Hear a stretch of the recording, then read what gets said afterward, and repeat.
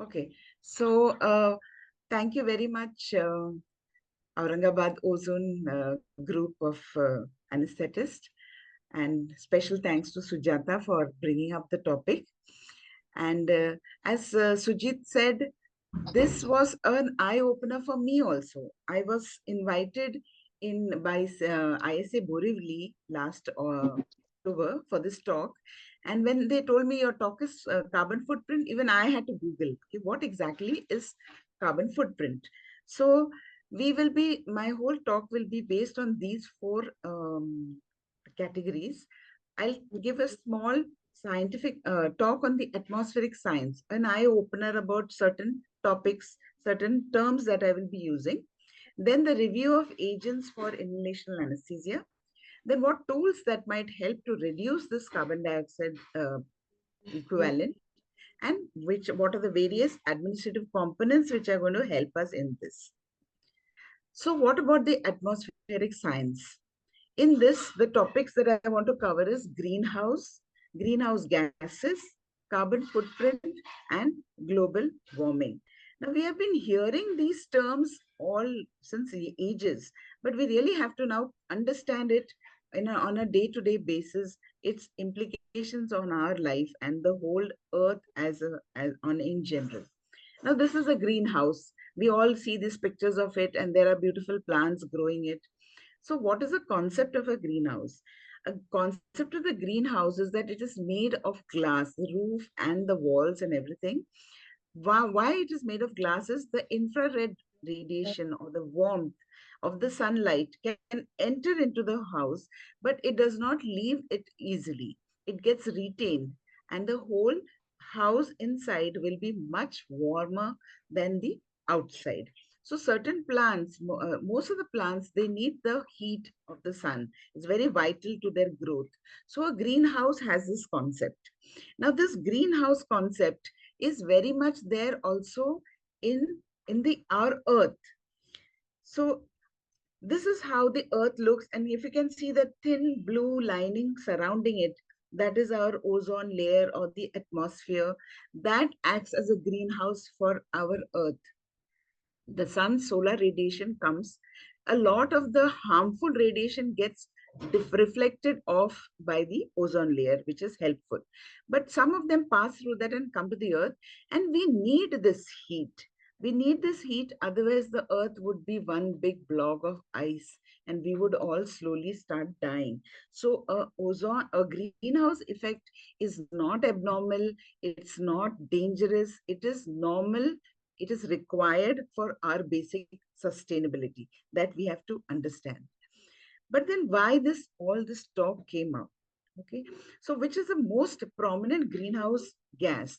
They are gases that can absorb and emit the infrared radiation, so that and what it is important in this earth to keep us alive. So most common is the water vapor and the carbon dioxide, small amounts of methane and small amounts of ozone. Now, added to this list is what we human beings have done to create the problem. In that, we have the methane extra, nitrous oxide, and the small miscellaneous coming from various gadgets. They are the CFCs. And all this started because of burning of fossil fuels. So, a greenhouse effect, a normal for the earth, was there since time immemorial, since human beings are alive. But the problem have started only after the Industrial Revolution, when fossil fuels were discovered, and then slowly the rapid growth as so-called, we feel that we have advanced, that now we have cars, state-of-art equipment, we have washing machine, we have fridge, we think we have advanced, but we have not realized that we have added lot of problems to our own lives, and that is because of burning of fossils. Now carbon dioxide is the end result of any activity. Now I'm talking to you, I'm creating carbon dioxide. I get up in the morning, so that uh, so what exactly is a carbon footprint? It is the amount of greenhouse gases that you emerge in the air, each one of us, starting from an individual, then a group like ozone anesthesiologists, then the whole state, the whole country eventually. Everybody, when they put their foot on the ground and they start their activity, the carbon dioxide has started being produced. Now, but that carbon dioxide goes into the atmosphere and that helps us in keeping the greenhouse. Now, what happens to that carbon dioxide? The plants, the trees, they use it in the night and they make by photosynthesis, make the green food and put back oxygen. But human beings started burning fossils, started cutting down trees, and that is where we have added and made the greenhouse effect dangerous for us. So carbon footprints is nothing but it's the amount of carbon dioxide produced by each and every activity we do. It is part of the ecological footprint. Ecological footprint has to do with water usage and land usage. And carbon footprint has to do with the production of carbon dioxide. Now, this is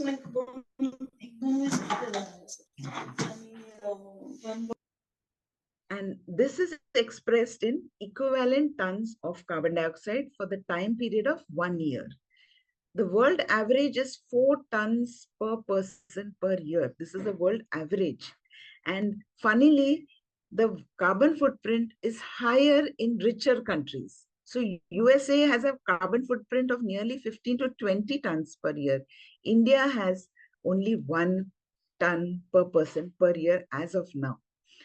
And I have given this link, www.carbonfootprint.com/calculator, because it's very difficult to find out, how much carbon dioxide I am preparing in a day. How much is my carbon dioxide emission? So when you go to this link, it'll ask you certain questions. Do you walk to work? What is your what do you eat? How many refrigerators are there in your house? Are you vegetarian? Are you non-vegetarian? Based on those calculations, it will tell you what is your carbon footprint, and then you can calculate and see how much harm you are doing and how much you can reduce it. So next topic that in the science part that I want to cover is about the global warming. So every carbon dioxide which is adding to the greenhouse effect is leading to global warming. And why that is important is climate change is all about increasing the global temperature, leading to melting of glaciers, ozone layer depletion, decreased rainfall, increased incidence of smog and forest fibers, rise in the carcinogenic toxins, and the pattern of infectious disease is getting altered as we have now faced COVID, which we have still not understood where it came from, how it's behaving, how it is going to behave. We are still living a life of stress, how it's going to matter. So all this they say is basically to do with all this global warming that is created because of the increased carbon dioxide production. So what is this? How do you calculate the global warming? So the global warming is calculated by what is known as the global warming potential. And the carbon dioxide is a reference. If we take one as carbon dioxide as a reference for a period of 20 years, we cannot talk about 1 year. It is a process of say 20 years, 50 years, 100 years. So usually it is talked in terms of GWP, global warming potential 100 for 100 years. Now, if you look at this screen, it shows carbon dioxide is a reference. It is 1, if it is the value number is 1 for 20 years, you can see methane global warming potential is 42 to 70, whereas nitrous oxide is 280, which is now slowly going up to 310 years potential. HFCs and CFCs are very much higher, 9,000 to 16,000. It's just a relative measure of how much heat the greenhouse gas traps. So if carbon dioxide traps a unit of 1, then nitrous oxide is trapping a unit of 280 to 300 units of heat. So this is another aspect of carbon footprints. So now this carbon dioxide production is from our cars, from our fridge, from our what we eat, even the burger that we eat. Are we having a thali pit, or we are having a chapati, or we are eating a burger? whether it is vegetarian, whether it is non-vegetarian, it is chicken, it is meat, all of it is producing CO2. It is different. But now in this topic, I'm not going to deal with all that things. I'm just going to deal with what anesthesia is, how anesthesia is contributing to this global warming and to the carbon footprint. And most of it is inhalation anesthetics. When actually I took the help of a junior, a JR resident to prepare it. And he said, ma'am, I never knew we are such dangerous people. So I said, even I didn't know for so many years. So let's, now that we know, let's share this knowledge and let's take proper. So our next part of the topic is review of the agents for inhalational anesthetics. So when you look at this topic, which are the various, it's not just inhalational anesthesia, it's a number of things in anesthesia which will eventually lead to carbon dioxide production. And the major culprits are disposables, intravenous drugs, packaging material, inhalational agents. We'll come to each of it. Disposables, of course, we all know all our syringes, our catheters, our bottle, IV bottle. Now, for example, in my college itself, when I noticed, it's only after the lecture, I started really looking at what we are doing. We have 14 to 15 theaters. Every morning, the junior will come and, by 1 year tells the other, asas kela paije, daha syringes paije, atropine paije, scoline paije, and around 10-15 syringes will be prepared in the OT, labeled, kept, one drip will be kept, something, this case we will use arterial line, central lines, so all the lines will be open.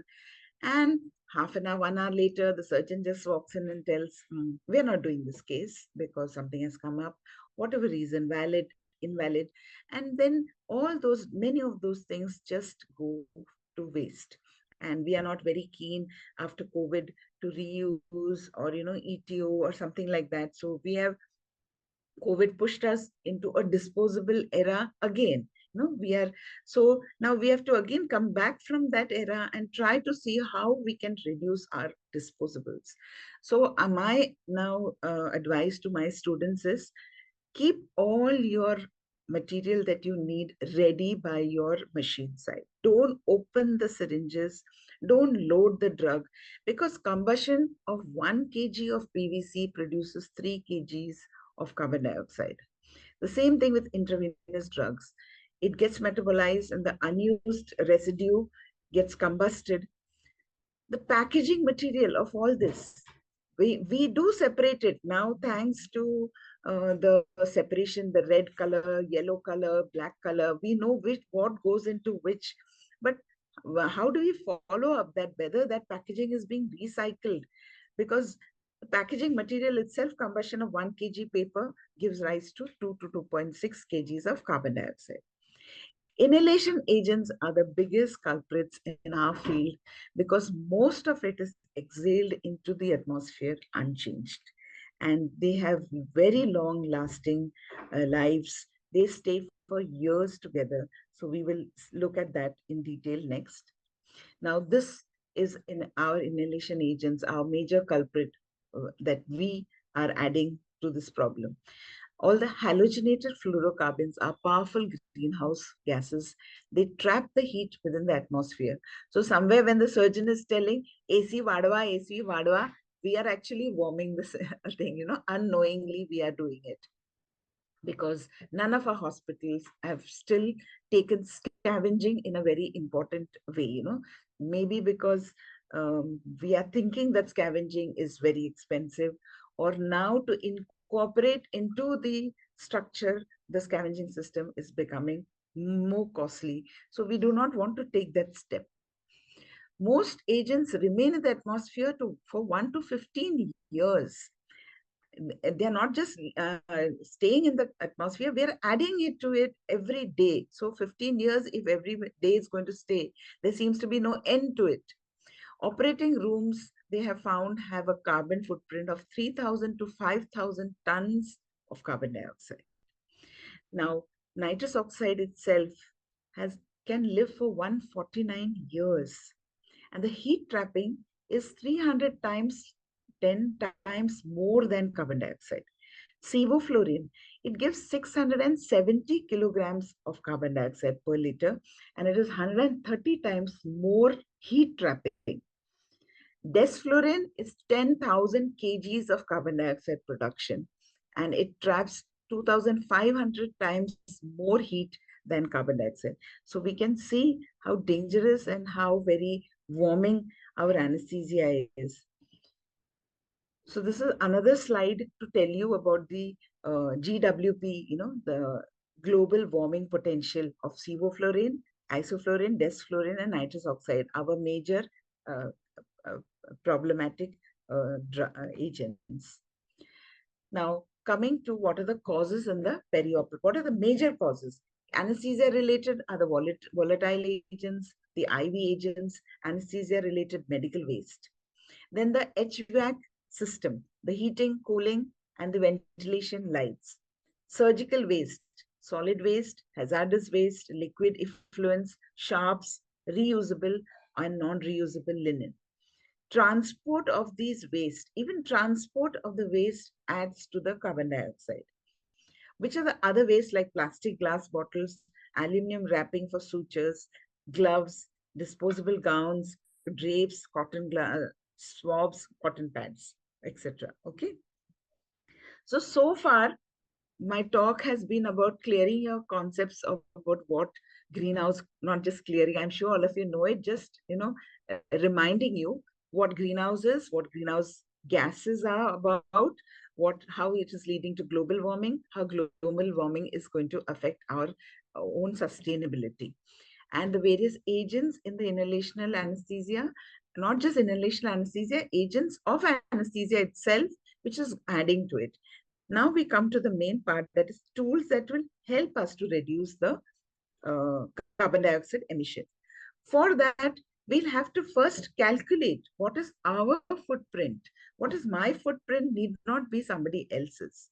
Now, if you look into your own lives, and you will see, earlier we all used to take the local train in Mumbai. I have learned MBBS in Bombay.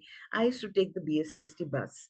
Not only me, even people who are already in the rich bracket, who had cars at home, they all travel by the local train. Then gradually we started taking our own, maybe two-wheelers. Then two-wheelers moved to, cars. And sometimes some of us have two or three cars per person in the same house. So how do you calculate? I cannot tell that you make so much footprint that much. So we need to calculate for ourselves, know and find out. So the similar way in the OT, we'll have to do the calculation by knowing the fresh gas flow, the vaporizer setting. Assume that the inhalant gas behaves as an ideal gas. We don't know. We all thought that desflurane would be our ideal gas. Quick switch on, quick out, and patient being very hemodynamic stable. And now we know it has to go. We will not allow desflurane to come into our system. So we are assuming that the agent we are using is ideal. The temperature and what is the global warm potential of each agent. Calculate the mass of the agent used to the volume. Mass used into GWP will give you the carbon dioxide equivalent calculation. And then knowing the unit cost, then calculate the cost per hour of the inhalation component of anesthesia. So this is a calculation which we should be doing on a regular basis if we have to stop this global warming potential from our anesthesia OT. So if you look at this graph again, the dark blue is the IV used, light blue is the wasted IVs, the purple one is inhaled, and the sky blue color is medical supplies. And down at the bottom, 0 to 60 is the kgs in carbon dioxide, which is being produced. And you can see IV and IV used and wasted is not causing so much of problems. It is the inhaled which is causing the maximum carbon dioxide production in the OT. If you see first, wherever we are using the peripheral nerve blocker along with TIVA, the first one is peripheral nerve blocker, nerve blocks along with general anesthesia. There's a lot of carbon dioxide produced. But when you come down to peripheral nerve block with TIVA, you can see that it is totally so much reduced in the carbon dioxide generated. TIVA alone is the least, as you can see, which is on the third. So now that we know what are the problems, who are the problems, wherein we can contribute, what steps. Now, sometimes in the beginning of the lecture, when was preparing and I was thinking, and the question came to my mind, Jeena chhod de kya? Anesthesia chhod de? I mean, what can we do if we do not go back? Do you mean to say we should all start walking and do not use a car? So it's not like that. There will be strategies. And I'm right now going to talk only about the strategies in the OR. Excuse me. So the strategies are all R's, the 5 R's. Reduce, recycle, reuse, rethink and research, and use of renewable energies. So every problem does have a solution.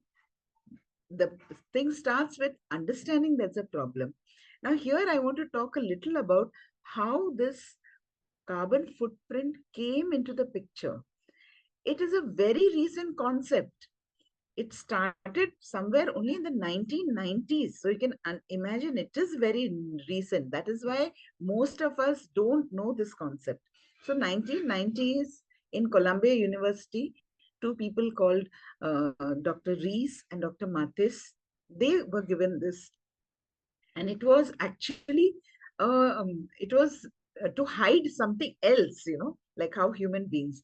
Oil drilling was going on by big company Burma Shell and Bharat Petroleum in Africa, and some local conservatives said, "Okay, this is not good. There is something wrong in it." So to hide that fact, they said, "Okay," they funded this university people to find out about what food and smoking did to people. And when they did the study, they found out, oh my God, we are really in a lot of deep trouble. So what started off in 1990 as a casual, inquiry about what is going wrong, they found out that there is something like carbon footprint.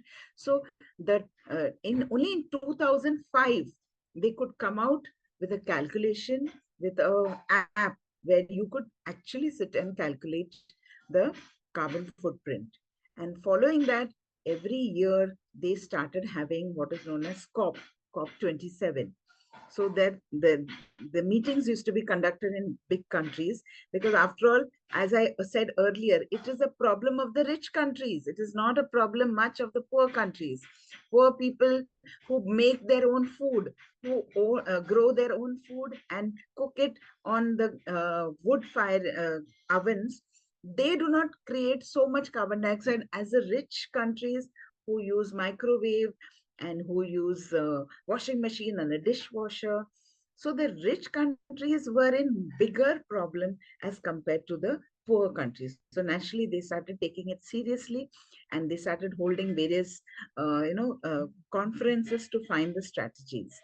And that is how the strategies came up. And we found that small changes could go a long way in cutting down this big problem. So let us start with the first thing, reduce. How can we reduce? Anesthesia gas usage and release into the atmosphere. That can be done by very obvious. Encourage regional anesthesia. So now we have these various blocks. We have our sonographic guided blocks, which are extremely helpful. The patient outcome is also much better as compared to giving general anesthesia. TIVA, if you have to give anesthesia, general anesthesia, then usage of TIVA. Now, everything will have its pros and cons. TIVA is not completely free of its carbon footprints. When you give TIVA, you need syringes, you need long lines, you need connectors. So there also we should be capable, we should be keeping our mind in mind that not to increase our disposals. And that happens in my college a lot. I tell my student, I want a dexmedetomidine infusion. Immediately, one child will run and open a 10 centimeter extension. Somebody will run and open up a 150 centimeter. Somebody will open up a 200 centimeter. So I tell, no, please always make a plan of action.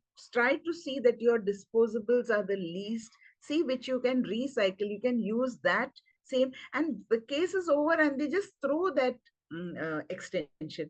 Let that extension go with the patient, let it get used in the thing till you can use it to the maximum. And then, so one solution, we shouldn't be jumping from the fire, from the pan into the fire kind of thing. So we should know that this everything is has its own problems. So encouraging regional anesthesia, again, don't use too much of disposable. If you're using 40 ml solution for your block, don't use 20 ml ka three syringes. One syringe, you give one after the other, doesn't matter, no problem. You don't have to keep. That was what used to be practiced everywhere. I used to see, even college, they were taught, you open three syringes. Don't do that. Encourage regional anesthesia, but keeping in mind your usage of disposals. TIVA, low flow technique. We all know now our better and better anesthesia workstations, and we do not need that many high flows. So low flow technique, but it should be with proper monitoring. Reduction of solid waste. A lot of people, while giving spinal, also have now tell, you take this plastic drape. So try to go back to the concept of reusable linens, which can be washed, autoclaved, and reused. Solid boxes for storage rather than, keeping on getting. We get boxes in which the implants come, many things come, and we just throw it away. We can use those boxes for storage. So reducing the use of plastic boxes. Electrical consumption in the OT. I remember long back when we were planning an operation theater, the surgeon said, I want good dark. So we took the operation theater in a place where there were no external light coming in. So now they say use sunlight as an ambient light so that you can use lesser bulbs, and whichever bulbs you use, it should be LED lights. Switching off appliances. This is a very common problem I see, especially in the medical college where I work, because there are 10 to 14 OTs going on. And the first thing in the morning, the junior comes, he doesn't want to be fired at. He switches on all the monitors, switches on all the ventis. Even they have been checked, still they're going on. So you switch it on, check it for the day, and switch it off till you do not take the patient on the table. Please switch off the monitors and the ventilators. That is one of the reasons they get spoiled.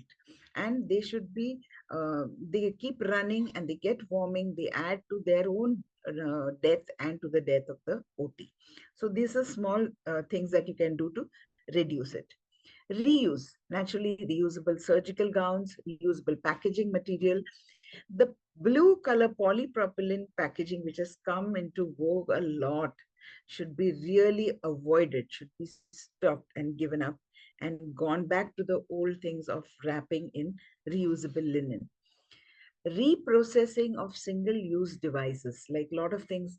This we Indians have been doing it for a long time. So uh, when I used to go for this Operation Smile camps, we mostly they were the people from UK and the US.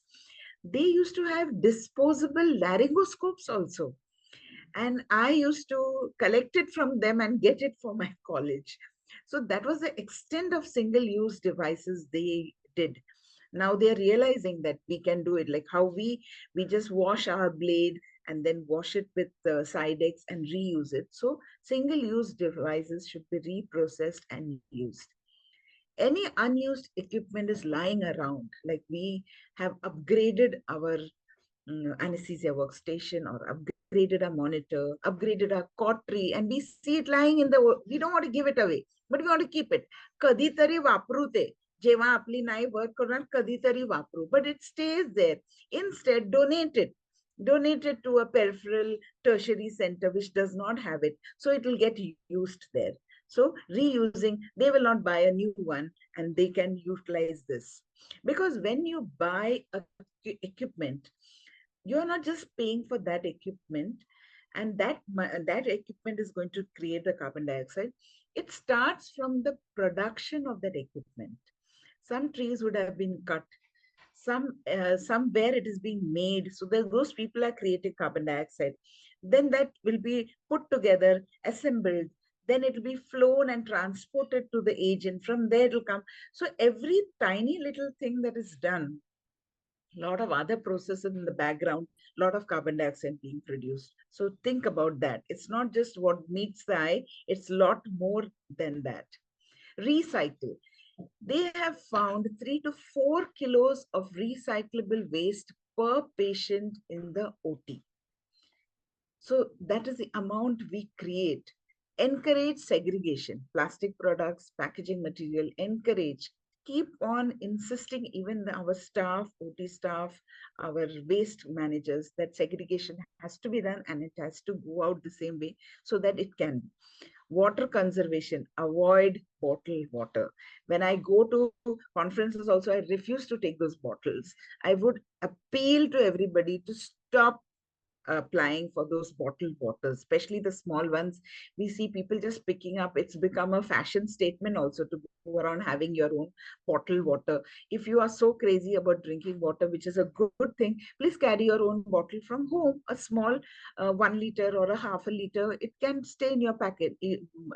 Just carry it in your hand so that everybody also gets a message. Okay, this is what. Fill water from a common. Have a big 10 50 liter drinking water thing where people can go and refill. These are the small things. Reduce, reuse, and recycle inventory. There should be an inventory in your hospital which updates. These are the things. This is what. Provision of sustainable grown local food for the patients and staff. This, of course, big hospitals can do. Like our college, we are doing it. We grow our own food, certain plants, certain small things. So that is used in the canteen. So that way, when you grow your own food, you're cutting out your uh, carbon dioxide. Rethink and research. This, what is happening just now, is part of it. Seminars, lectures have to be held, not only for doctors, for our nursing staff, for our hospital staff, for local colleges. We have to spread this message. So you have to develop green devices which consume less energy. Our electricity is the most biggest contributor of carbon dioxide. We cannot live without it. But we have realized taking the electricity from a source which is sustainable. So using of wind, light, sunlight, solar panels. So to begin with, maybe the cost will be higher, but overall the picture, it is much cheaper. So we have to understand that using energy which can be used longer requires less maintenance. Green building, our buildings, we try to copy the West, and we put glass on our building, we make it showy, we make it jazzy, but they are trapping heat. We have to come out of that to show off less, so that we can go green building of design of hospital. We can start from there. Why should we make our hospitals jazzy? Make it green building so that it traps less heat, and we have to use lesser air condition. We have to create educational programs to improve the awareness, as Aurangabad has done. So thank you again. Use of renewable energies, solar energy, biogas energy, and photocatalytic membrane reactors. This is more on a larger scale what we can do. Now, if you are going for that hall for ozone, so I would really see if it is possible to install solar overhead so that you can run it for your water, your air condition, and it will definitely bring down your bills. At the same time, you will be doing a great service to humanity and atmosphere. Biogas, our college, we are doing it because methane is on a large scale. It's produced by all the waste, and from that we are using that gas to run our lights. It can be done for other for various local activities. So, cutting short, my talk is more or less over. I'm very passionate about this topic, and I, actively try to do a lot.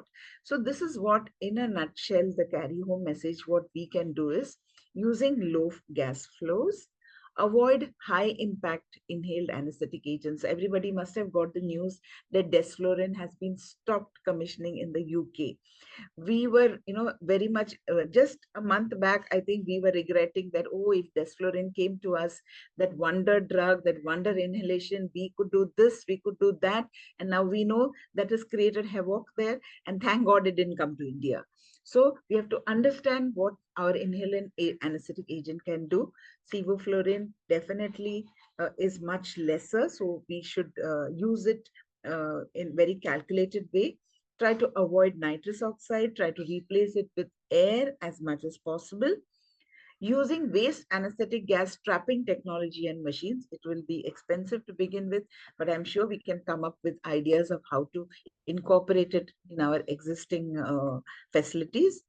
Increasing the use of TIVA and regional anesthesia, opening minimum requirement equipment. This is very important, very doable, very possible. Keep open only that equipment that you need. Nothing is life-saving about loading propofol and keeping. Absolutely not.